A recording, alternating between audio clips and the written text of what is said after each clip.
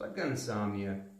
And normally when I've got insomnia, I can get up, I can eat a bunch of something like cookies, cake, cereal. Tonight that hasn't worked, so instead, I'm going to tell you a story about another night I spent up all night long, not sleeping. That was also one of the worst dates of my life. So back in college, I was dating this girl for about 5 months or so when one night after dinner she said, "Let's get in the hot tub." And I said, "Great." I always kept a swimsuit in the trunk of my car for just such an occasion. And when we got to the hot tub of her apartment complex, she was acting kind of weird. So I said, "What's wrong? Why are you acting so weird?" And she said, "It's not fair. I like you so much more than you like me." I said, "No, don't be silly. I like you. I really do." "But I like you so much more than you like me. It's not fair." And she was super duper sad. And so I spent the next 2 hours sitting there just outside of the hot tub trying to cheer her up.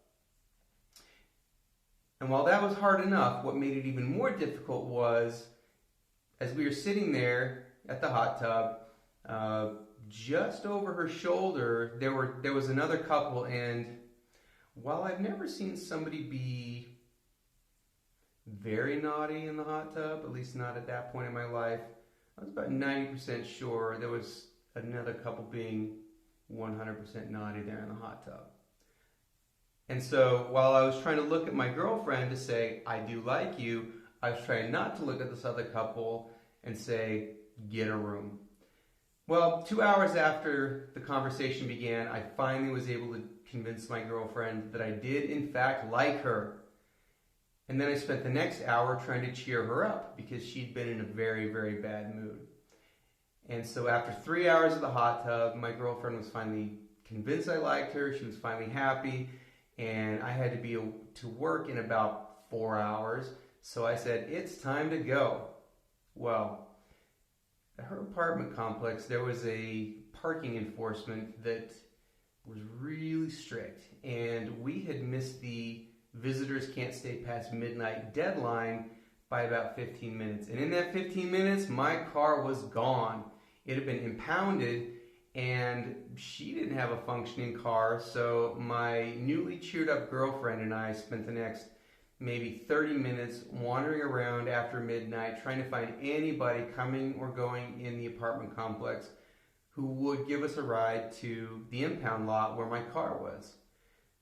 Well, finally we found somebody who drove us out there, and she decided that because she had spent so much time being sad, she was going to spring my car out of jail, which was great. I was fine with that. I was very tired. I knew I had to be up the next day, and it had been a very stressful night. So she paid the fine. I got my car.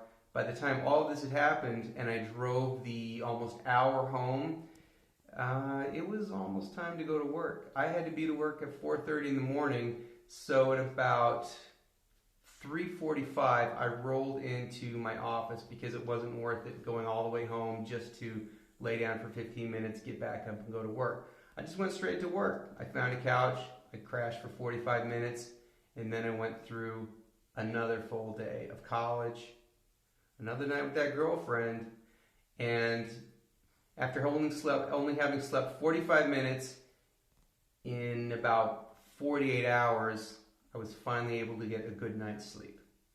If you like this Wolf I've Shucked, please shuck one of your own in the comments, and I would love it if you would subscribe, and I hope you have a good night's sleep. Thank you.